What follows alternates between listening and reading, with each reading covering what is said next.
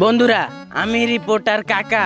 আমি আজকে চলে আসলাম বোতল টিভিতে। তো আমাদের সাথে আছে এখন চরবংশী লেওড়া স্কুলের মফিজ কাকা।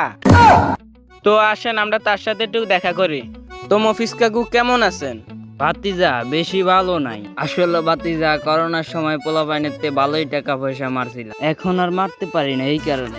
আচ্ছা, যাই হোক কাকু, আমরা যতটুকু শুনেছি আপনাদের স্কুলের ছেলেরা নাকি আপনাকে কালো মিষ্টি বলে ডাকে। আসলে ভাতিজা আমার কাছে আছে দুইটা কালা মিষ্টি। আমারে পোলাপাইনে কালা মিষ্টি কইয়া ডাকবো না, সাদা মিষ্টি কইয়া নি ডাকবো।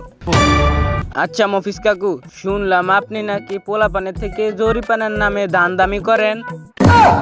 আসলে ভাতিজা পোলাপাইনের কাছে জরিপানার নামে দামদামিটা ভালোই চলে, এই কারণে জরিপানা আর দামদামিটা একটু বেশি করি।